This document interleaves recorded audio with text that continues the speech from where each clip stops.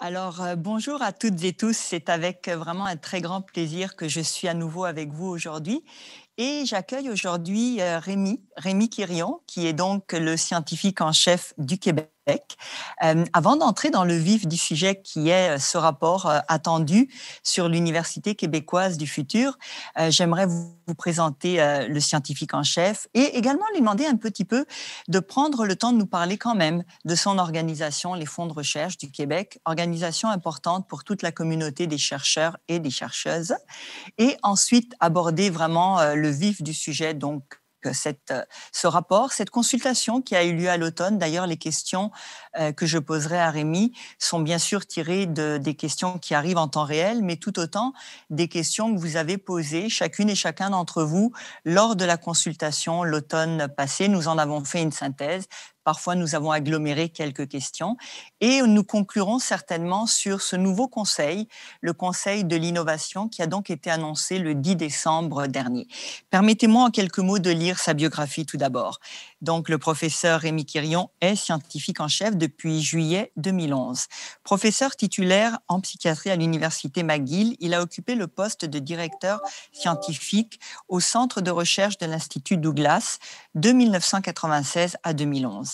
En avril 2009, il a accepté la fonction du poste de vice-doyen, sciences de la vie, initiative stratégique de la faculté de médecine, et celui de conseiller principal de l'université en recherche en sciences de la santé à l'Université McGill, en plus de sa fonction de directeur exécutif de la stratégie internationale de recherche concertée sur la maladie d'Alzheimer, des IRSC, poste desquels il a démissionné lors de sa nomination, bien sûr, de scientifique en chef en 2011.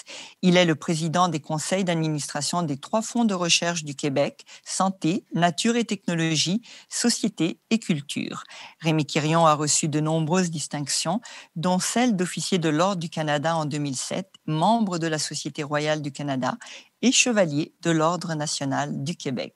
Alors, bienvenue parmi nous, Rémi. C'est avec un grand bonheur que je vous accueille aujourd'hui. Et sans plus tarder, vous souhaitiez vraiment nous dire quelques mots sur les 3 fonds. Je vous laisse quelques minutes avant d'aborder la question de la consultation. Merci beaucoup. Merci, Magda. Il y a un plaisir d'être avec vous aujourd'hui là, pour discuter rapport Université du futur, où on en est. Quelles sont les prochaines étapes, et je vais essayer de répondre aux questions au meilleur de mes connaissances, là, mais bien sûr, on n'a pas des réponses à tout. Peut-être pour les fonds de recherche du Québec, je dirais, on a besoin de vous. On démarre les processus de consultation au niveau du ministère sur la prochaine stratégie québécoise en recherche et innovation. Donc, vraiment, les investissements en recherche et innovation du gouvernement du Québec depuis plusieurs années passent par la stratégie québécoise de recherche et innovation et les financements additionnels pour les fonds de recherche aussi.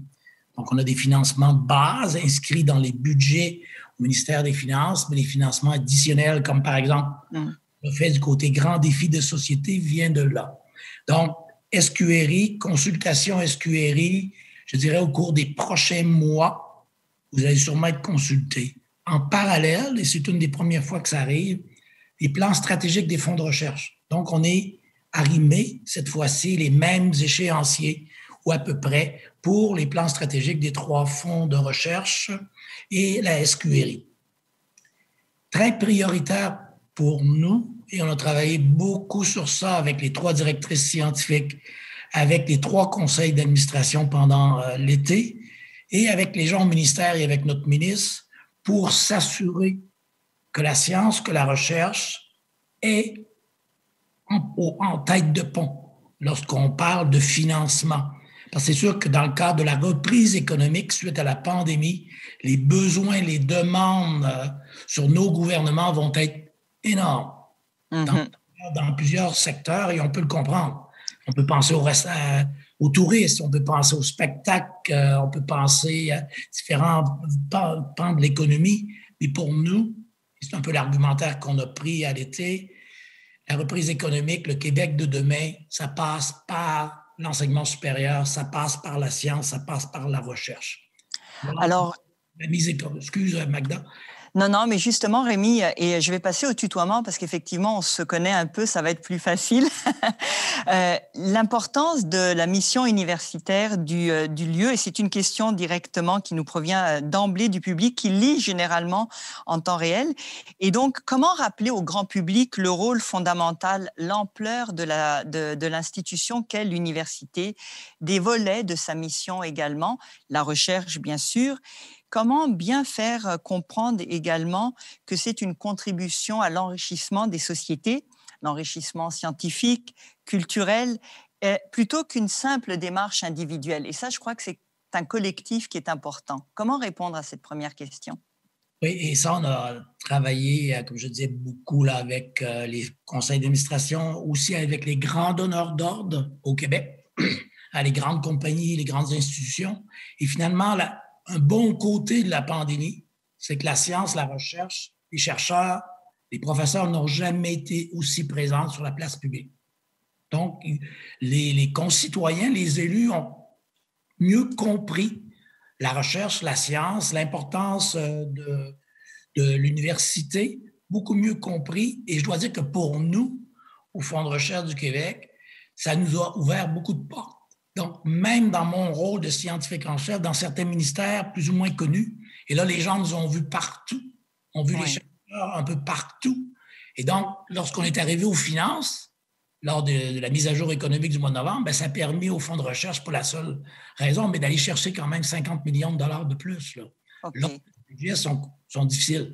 Mais il faut continuer dans ce sens-là et de dire que c'est avec la recherche, la science, l'innovation qu'on va être capable de revenir à un Québec compétitif, un Québec plus égalitaire, si on veut, et de s'assurer que toutes les disciplines, pas seulement les disciplines associées à la pandémie, je dirais, là, mais toutes les disciplines sont supportées, sont appuyées par des fonds de recherche dans nos universités et nos collèges.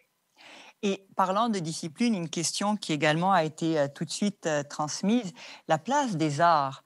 Lorsqu'on parle des disciplines, on pense bien sûr surtout avec la prégnance de certaines disciplines, sans jugement de valeur aucun, mais les arts, quelles sont finalement les modalités? Et là, je l'inscris déjà dans notre discussion sur le rapport de l'Université du futur ou des universités du futur. On reviendra également à cette dimension plurielle des universités. La place de disciplines artistiques qui sont tout aussi importantes que les disciplines mathématiques et autres disciplines. Comment vous le voyez? Pour nous, c'est tout à fait essentiel. Là, et très tôt, on a pris la décision au Fonds de recherche du Québec d'ajouter du financement à tous les regroupements, à tous les réseaux, à tous les centres et instituts, dans toutes les disciplines. Donc, tout ce qui est financé par les 3 fonds de recherche, incluant tout ce qui est les plus près des arts, on a ajouté une année de financement à ces regroupements-là. Même chose pour les étudiants, ajouter pour les étudiants qui devaient terminer à l'été une année de financement à leur bourse de maîtrise ou de doctorat. On espère d'être capable de faire plus. Donc, on veut et ça, sans égard à la discipline, en disant que toutes les disciplines sont absolument essentielles. Et présentement, après plusieurs mois de pandémie, on se rend compte que les arts sont de plus en plus critiques à notre, je dirais, même si on pense surtout à notre santé mentale individuelle, mais comme société tout à fait essentielle. Hier soir, on avait une activité là, à discuter justement de ça, de science et art, et comment marier ces deux mondes-là.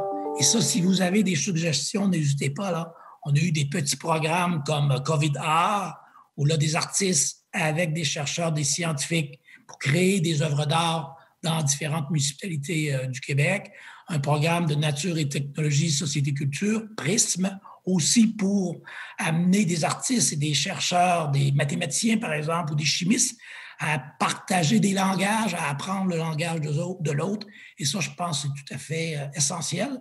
Et aussi, c'est une signature Québec, je pense, qu'on pourrait améliorer, la culture étant tellement importante ici au Québec. Tout à fait d'accord avec vous. Allons sur la question finalement qui débuterait peut-être le dialogue sur cette université québécoise du futur. Pourquoi a-t-on besoin d'un rapport, Rémi, sur l'université québécoise du futur? Pourquoi on ne peut pas parler des universités?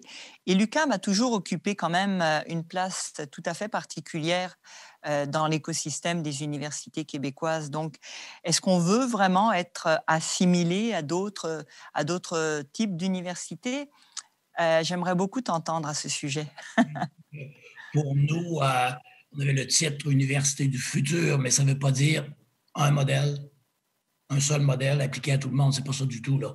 On est conscient de la richesse au Québec, d'avoir différents types d'universités, différents modèles, et je pense qu'il faut tout simplement enrichir tout ça.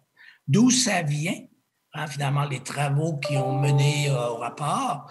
C'est une activité à la CFAS il y a quelques années où on avait commencé à réfléchir surtout sur comment valoriser davantage la multidisciplinarité, l'intersectorialité dans nos universités. On avait le programme Audace qu'on a lancé au Fonds de recherche il y a quelques années. Donc, on avait un symposium à la CFAS sur l'université, qu'on appelait à ce moment-là l'université du 21e siècle. Suite à cette activité-là, le ministre de l'Éducation et de l'Enseignement supérieur, M. Jean-François Roberge, nous a contactés en disant « Moi, j'aimerais que vous, peut-être, réfléchissiez un peu davantage l'université de demain au Québec. » Et là, bien sûr, dans mon rôle de scientifique en chef, ça fait partie de mon mandat aussi d'appuyer les différents ministres et ministères.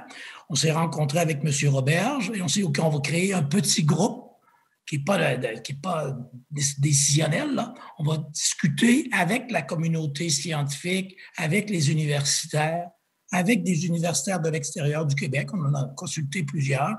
Et sur une période de quelques mois, on s'engage, Monsieur le ministre, à vous fournir un rapport sur trois grands aspects. Le premier était vraiment le défi de l'intersectorialité. Le deuxième, les parcours plus personnalisés ou les parcours atypiques des étudiants, des formations étudiantes. Et le troisième grand sujet était la place de l'université dans nos sociétés au Québec, mais l'université dans le monde. Donc, c'est un peu comme ça que c'est démarré.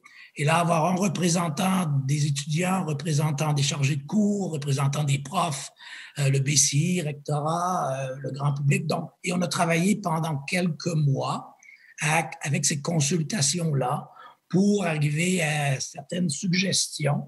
Et je dois dire que ça a soulevé beaucoup d'intérêt et d'enthousiasme. Donc, il y a quand même un peu d'intérêt et de besoin, parce qu'il y a quand même eu beaucoup d'intérêt. Lorsqu'on a mis le rapport en ligne à la mi-septembre pour des consultations additionnelles, beaucoup de propositions, de suggestions qui sont venues des étudiants chargés de cours, professionnels de recherche, bien sûr les profs, les recteurs, donc le secteur privé, très riche. Et là, on a décidé d'ajouter 2 autres volets, un volet innovation, un volet internationalisation.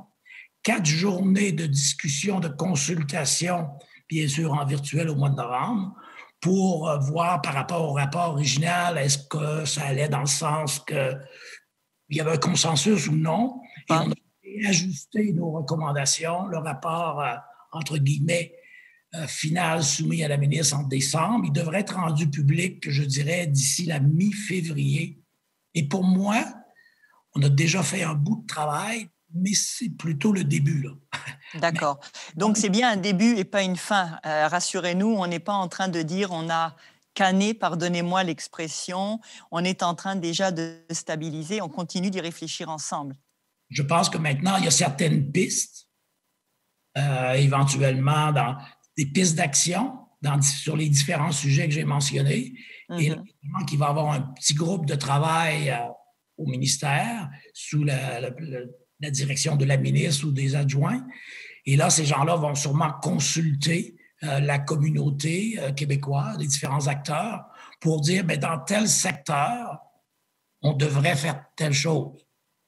Par exemple, certainement qu'un chantier qui va demander des efforts est très prioritaire, c'est le financement des universités. Oui, on en parle beaucoup. Et on n'était pas au point de départ, ce n'était pas dans notre mandat, mais finalement, on se l'est donné en disant, ben, ça prend une base. Avant de penser à l'intersectorialité, ben, il faut avoir une base. C'est quoi la base de financement de nos universités? Est-ce que ça va pas? On base nos décisions sur quoi? Sur des données probantes. On est des académiciens, on devrait baser nos décisions sur des données probantes. Est-ce qu'on a tout ce qu'on a besoin ou est-ce qu'on en demande trop à nos universités en termes de rapports? Donc, toutes ces discussions-là, la liberté académique, bien sûr, aussi, qui a été discutée. On va y arriver à cette liberté académique. Il y a déjà beaucoup de questions et je prie de vraiment m'excuser pour le nombre de questions qui rentrent. Il y en a beaucoup. J'essaye d'agglomérer les thématiques, mais sur celle du financement, on déplore quand même encore un financement, Rémi, qui est d'ordre très sectoriel de la recherche et qui va certainement à l'encontre des dynamiques auxquelles on faisait référence il y a à peine une minute. Si on parle d'intersectorialité par ailleurs, la question qui est posée, c'est comment se fait-il que nos financements ou nos types de financement sont encore à ce point sectoriels et de quelle manière peut-on trouver à y remédier, sur quel avenir aussi, pas dans 20 ans. On souhaite favoriser ces types de collaboration. Comment le ferait-on? Je pense et comment l'université du futur pourrait y répondre? Oui, je pense que c'est une très bonne question aussi et pas de réponse probablement nécessairement très simple. Mais pour nous et pour moi, toujours très, très, très important, avant de penser trop à l'intersectorialité, il faut aussi que les secteurs soient forts. On doit bâtir sur des secteurs qui sont forts pour que les échanges entre secteurs, entre disciplines soient vraiment très enrichissants. Donc, ça a toujours été notre approche de dire, ben, il y a un financement de base par secteur. Mais si on va chercher des financements additionnels, là, on va essayer de favoriser ou de stimuler des programmations de recherche plus intersectorielles. Donc, c'est la façon dont, avec la dernière SQRI, c'est ce qu'on a eu du côté des grands défis de société. Donc, c'était notre façon de l'aborder en disant demain, si on veut, par exemple, trouver de nouvelles solutions au problème des changements climatiques, il faut vraiment que ce soit très, très multidisciplinaire, intersectoriel. Donc, ça nous permettait de démarrer des nouveaux programmes où là, on exige presque d'avoir des différentes disciplines, des disciplines des arts avec des disciplines de la santé, etc., etc. Donc, on a fait la même chose sur le vieillissement, l'intelligence artificielle. Oui, ça prend des mathématiciens, mathématiques appliquées, mais aussi l'impact du côté société. Donc, tout ce qui est plus sciences sociales, sciences humaines, tout à fait essentiel. Et ça, j'espère que dans la poursuite de la SQRI, là, les démarches qu'on entreprend maintenant, on va continuer dans ce sens-là, être capable d'avoir, je dirais, du financement adéquat de base pour les différentes disciplines, mais ajouter beaucoup plus de financement là, multidisciplinaire, intersectoriel, parce que je pense que beaucoup de nos jeunes, la relève, c'est ce qu'ils veulent quand même. Ils regardent un problème de société, pas seulement avec une lunette particulière, ils veulent être assez global, ils sont prêts à travailler en équipe, donc il faut trouver des façons de favoriser ça. Dans notre petit rôle, au fond de recherche, on va essayer de faire notre part. Je pense qu'il faut amener la même chose au niveau du gouvernement fédéral et aussi, bien sûr, être appuyé par vous, là, par les recteurs, les rectrices, au niveau des universités, de dire oui, de décloisonner les départements, les facultés, c'est important aussi. Ça, c'est un chantier qu'on devrait y revenir dans une autre conversation parce que ça mobilise d'autres actions, effectivement. Un mot qui a beaucoup été utilisé dans le cadre du rapport Parent, et quelqu'un en fait exactement la même remarque, qui était la démocratisation de l'enseignement supérieur. Dans le rapport sur l'Université québécoise du futur, on retrouve moins cette volonté d'accessibilité, de démocratiser, de donner bien sûr accès et fondamentalement, et ça rejoint d'autres commentaires qui viennent d'arriver, sera-t-elle si inclusive? C'est nous qui ferons ces universités, c'est l'ensemble des communautés, mais peu de marques d'inclusion. Comment vous y répondez à ces critiques, Rémi? Oui, ça c'est tout à fait vrai. Et dans la version qui est du rapport qui a été soumis en décembre. Là, c'est beaucoup plus, on en parle plus. On a eu beaucoup de discussions du côté tout ce qui est équité, diversité, inclusion, les différents groupes de la société, comment leur donner davantage accès à l'université, aux études supérieures. La définition de l'excellence, il y a beaucoup de chantiers sur ça aussi. L'excellence aujourd'hui, est-ce que c'est un peu comme moi quand j'ai fait mes études, là, et finalement d'avoir 5 papiers dans Nature, c'était l'excellence. Et si tu n'avais pas ça, c'était pas l'excellence. Être plus global, plus large. Je pense qu'il y a des réflexions importantes à faire là-dessus et ça va être un peu plus évident dans la mouture, la dernière mouture du rapport. Du côté démocratisation, je pense dans le rapport parent, c'était beaucoup aussi par rapport aux Québécois, je dirais peut-être Québécois de souche, là, franco. Mais avec le réseau de l'Université du Québec, on a fait vraiment beaucoup ça s'est vraiment amélioré énormément de ce côté-là. Il faut encore faire du travail là-dessus, mais quand même, c'est d'avoir un réseau d'universités un peu partout dans nos régions au Québec, des universités qui sont très ancrées dans tout ce qui est collectivité. C'était vraiment un acquis que peut-être qu'on n'utilise pas assez dans l'ensemble de l'œuvre au niveau du gouvernement du Québec. Là. Mais c'est certainement un des joyaux. Il faut continuer à le développer davantage. Là. D'accord. Donc, vous nous rassurez, ces éléments-là seront partie prenante de la prochaine version du rapport. De nombreuses questions en lien avec les différentes catégories de personnes qui œuvrent à l'université, les professeurs, les employés de soutien et en particulier les professionnels de recherche. Une belle question où on voit peut-être que dans le rapport, certaines populations ont été peut-être moins mises de l'avant. Est-ce que là aussi, il y a vraiment une intégration à la suite des journées de consultation pour avoir contribué à cette consultation l'automne dernier? Vous avez aussi beaucoup entendu de groupes indiquer quels étaient finalement leurs besoins, leurs places. Comment ça va se retrouver finalement? C'est sûr que je dirais que le cœur du rapport est beaucoup sur les étudiants. Les étudiants au premier cycle, aux études graduées, et je dirais les étudiants en formation continue. Donc, valoriser davantage la formation tout au long de sa vie va être probablement un peu plus explicite dans la version finale. Donc, groupe 1, je dirais, je ne veux pas nécessairement donner plus d'importance à un qu'à l'autre, mais certainement, lorsqu'on avait eu les discussions aussi avec les collègues et le ministre, c'est un groupe très, très important. Les professeurs, en disant chargé de cours, professeurs à différents niveaux, tout ce qui est plus équité, diversité, inclusion à ce niveau-là aussi, là, vraiment faire du travail au niveau des donc, professionnels de recherche peut-être très important et on essaie de trouver des façons présentement, nous, pour mieux les financer dans les différentes universités. Mais quand même, on dit que c'est une catégorie très importante, mais le cœur de l'université demain, est-ce que c'est là? Donc, il y a eu des discussions sur ce sujet-là. Et finalement, c'est vraiment là, les profs et les étudiants. L'administration, oui, importante, mais on mettrait Un petit peu.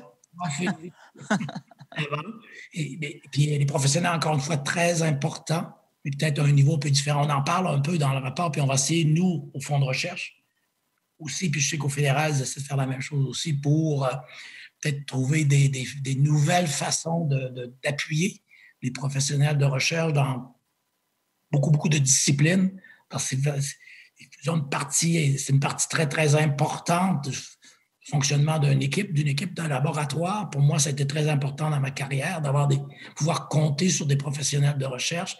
Mais c'est sûr que c'est souvent des personnes à risque qui dépendent du financement à la pièce, là, qui dépendent des subventions de recherche.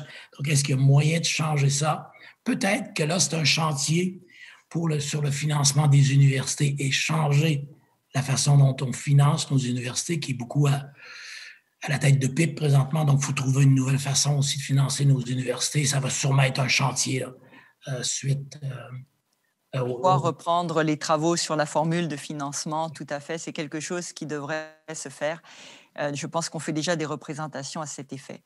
Vous avez évoqué l'ACFAS, vous avez évoqué les différentes tribunes sur lesquelles il a pu être question de l'université, de ses fondements, de sa constitution et de sa liberté. Donc, le sujet qui rebondit de question en question, bien sûr, et d'ailleurs, c'était dans l'une de vos recommandations, cet énoncé qui était formulé dans le rapport version, je dirais, automne, quand il a été soumis à la consultation.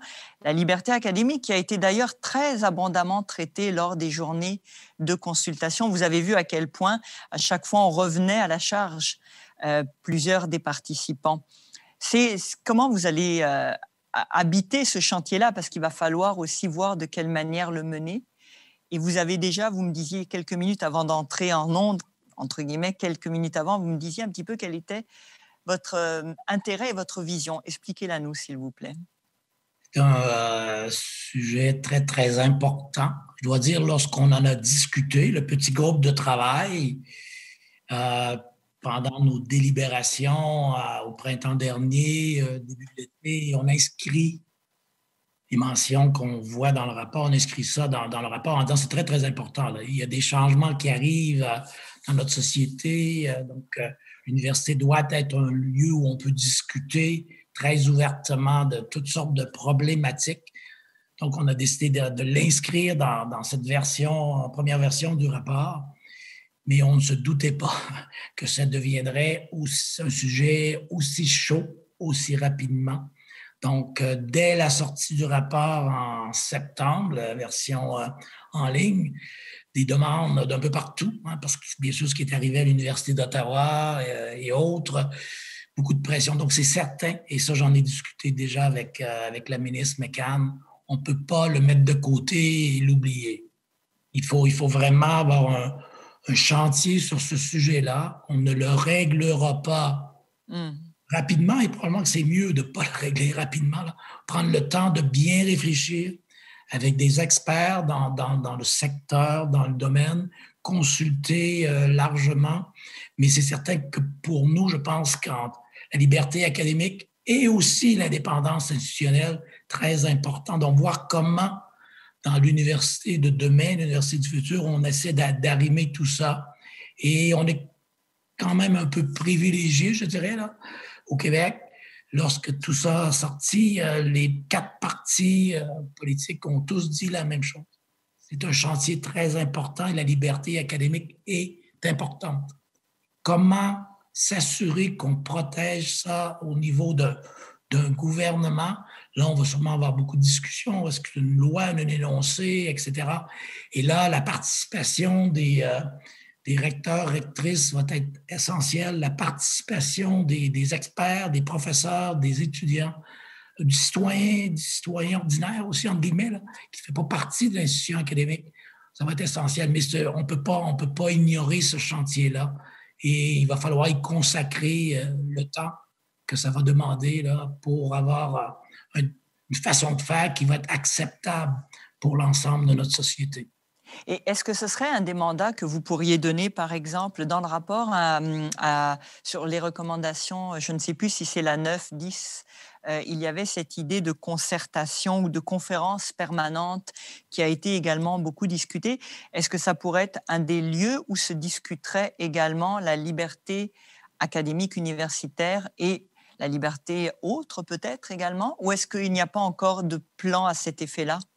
Encore de plan. C'est certain, c'est une bonne suggestion parce que lors des consultations au mois de novembre, l'idée d'avoir un genre de structure pour faciliter presque quotidiennement, malgré que ça existe, là, les liens entre nos universités et la société, on avait dit qu'il faudrait peut-être renforcer ça. Un des modèles, c'est sûrement l'UQAM, peut-être faire mieux. Mais lors des consultations, les participants étaient non, pas vraiment, on ne veut pas d'autres structures, là, on en a suffisamment. Mais peut-être que ça pourrait être éventuellement un des sujets, si jamais ce genre de structure-là est mis en place, c'est peut-être un sujet là, pour vraiment bien impliquer aussi, d'avoir une participation citoyenne importante. Là.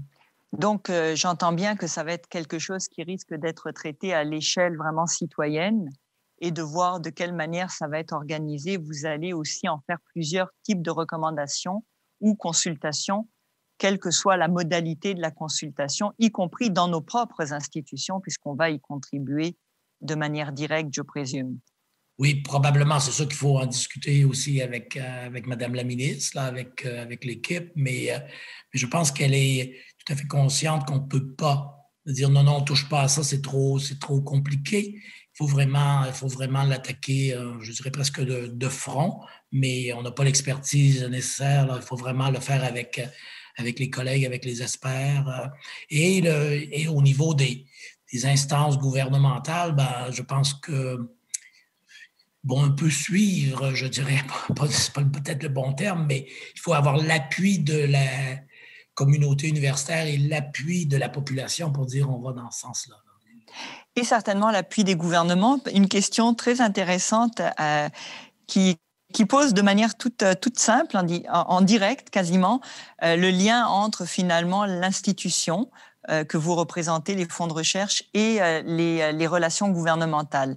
Est-ce qu'il y a une place, est-ce qu'il y a une écoute pour la recherche, Rémi, pour les universités, de ce que vous voyez? Moi, je pourrais répondre aussi, mais je pense que je vais vous laisser le faire. Je dirais oui. Et je dirais, maintenant, ça fait quand même plusieurs années que je suis en poste, là, et je dis, si on regarde un peu du côté de l'histoire des 40, 50 dernières années, presque indépendamment du parti au pouvoir, on était quand même privilégié d'avoir de l'appui continu au cours des années, par exemple pour les fonds de recherche du Québec. Là. Depuis les années 60, pour le Fonds santé, toujours un appui. On aimerait en avoir plus en termes de budget, mais quand même l'appui en termes de façon de faire, on l'a eu. Là, avec le gouvernement actuel, la création d'un ministère de l'enseignement supérieur, je pense que ça, c'est très positif. C'est certain que la pandémie est arrivée, bon, là, ça ralentit certaines choses, mais en même temps, la pandémie aussi, comme je disais au premier départ, la recherche, la science, nos chercheurs, nos professeurs sur la place publique. Donc, ça a ouvert vraiment des portes là, au niveau du gouvernement dans plusieurs ministères où on avait peu de liens. Maintenant, les gens nous contactent pour dire ben, nous, on aimerait faire un projet de recherche avec des chercheurs au Québec. On n'a pas vraiment de lien. Comment on fait ça? Donc là, on est à monter différentes actions concertées, par exemple, là, avec des ministères où on avait très peu de liens. Donc, je pense qu'il y a une sensibilisation en disant, ah, la recherche, la science, nos universités, c'est important. Il s'agit maintenant de travailler, je pense, tous ensemble pour être capable d'avoir davantage de force, je dirais, lorsqu'on arrive pour faire des demandes au niveau des instances gouvernementales. Et justement, instances gouvernementales, de nombreux commentaires sont en lien avec les sources fédérales de financement de la recherche et bien sûr les sources provinciales. Et ce cloisonnement finalement qui pourrait limiter.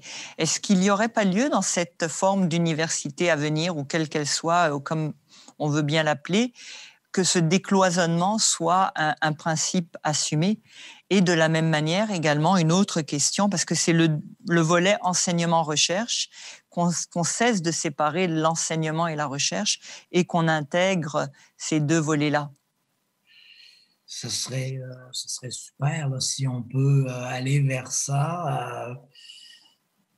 Je suis peut-être pas nécessairement un bon exemple, mais les collègues avec qui j'interagissais au Douglas quand j'étais là-bas, plusieurs des meilleurs chercheurs qu'on a recrutés, c'était aussi les meilleurs professeurs.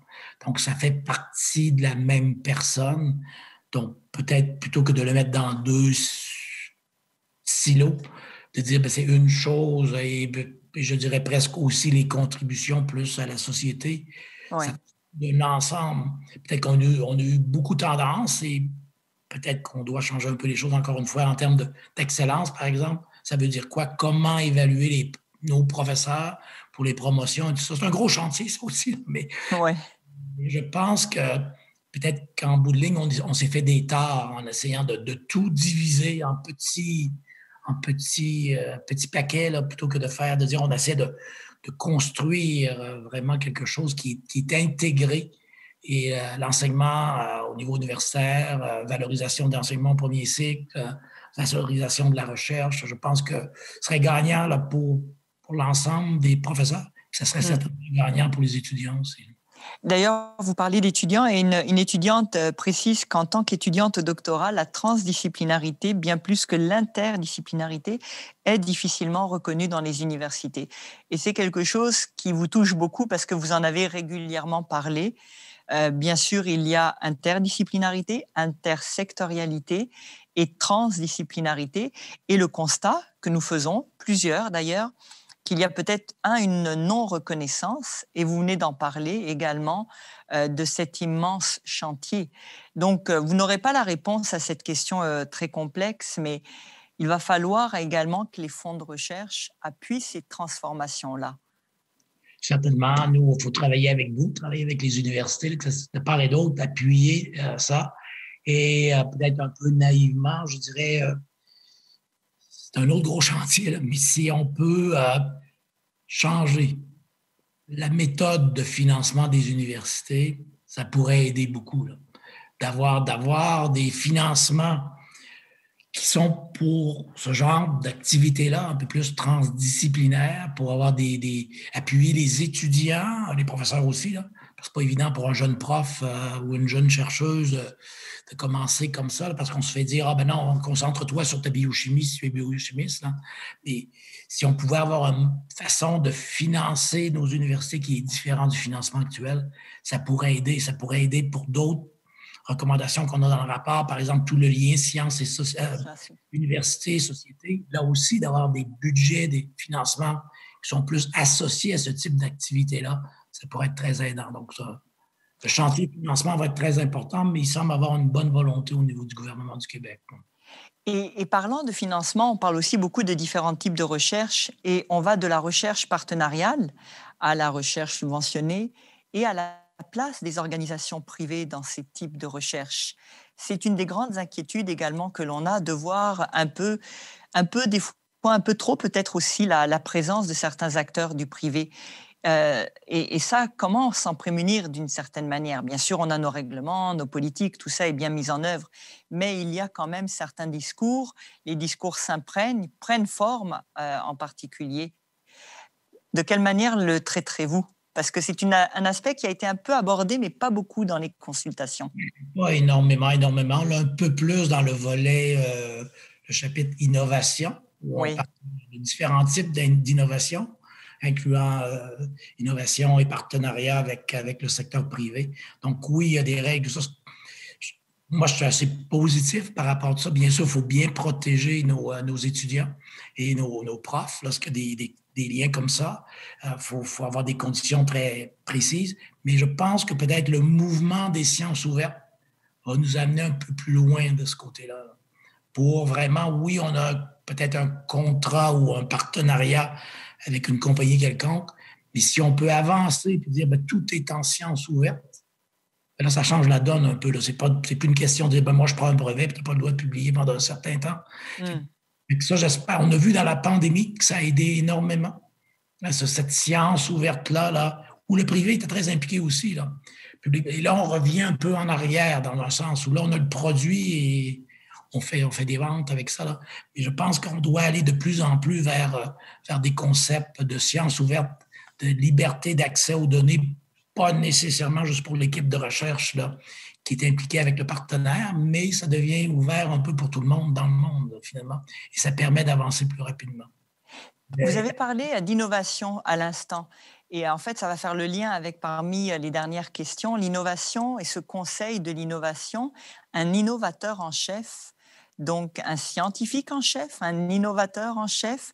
Est-ce que les sommes d'investissement auxquelles on aspire pour la recherche ne vont pas être transférées vers le I de l'innovation? Donc, on conserve bien les subventions pour la recherche. Étant entendu que innovation et recherche sont imbriquées, donc pourquoi un conseil de l'innovation, Rémi? C'est vraiment qu'on a encore des difficultés, puis c'est pas juste au Québec, au Canada, là, pour tout ce qui est de réussir à mieux, puis c'est pas tout le monde qui fait ça, mais des chercheurs, finalement, avec certains types de découvertes, de transférer à l'innovation et de l'innovation à éventuellement la commercialisation. On ne réussit pas encore très bien.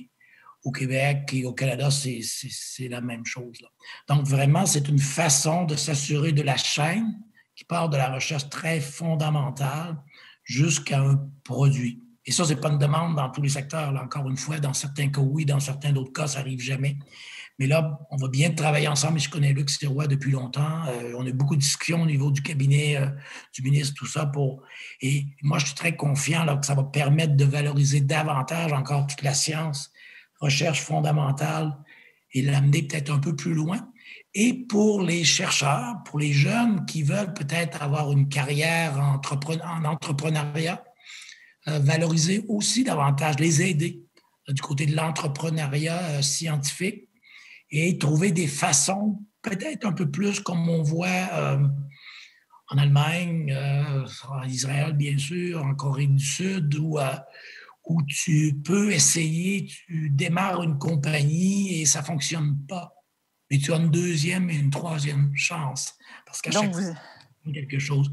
Ici, au Québec, souvent, tu n'as pas été assez bon pour réussir, maintenant, tu n'as plus rien.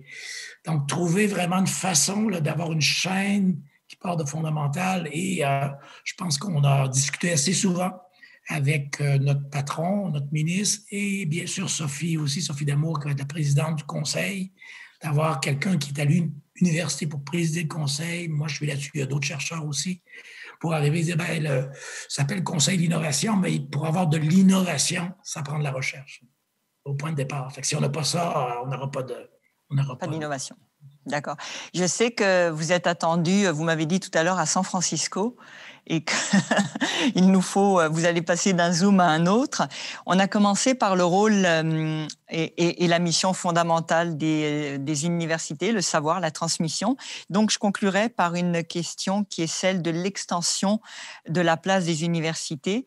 Le service aux collectivités, l'UQAM est la seule à l'avoir inscrit dans sa mission, le service à la communauté, les activités de responsabilité sociale universitaire, comment se retrouveront-elles dans cette université et ce rapport que nous attendons toutes et tous avec beaucoup d'impatience? Oui, je pense que c'est très, très important ici. Là, et là, il y a du travail à faire chez nous, au Fonds de recherche du Québec, je dirais d'autres organismes subventionnaires au fédéral ou ailleurs, là, de finalement mieux reconnaître ce genre d'activité-là de nos étudiants et de nos chercheurs, là, dans une demande, encore une fois, de subvention, contribution à la collectivité, sciences participatives, sciences citoyennes. Je pense qu'il faut trouver des façons de beaucoup mieux reconnaître ça et d'y ajouter je dirais, des points. Là.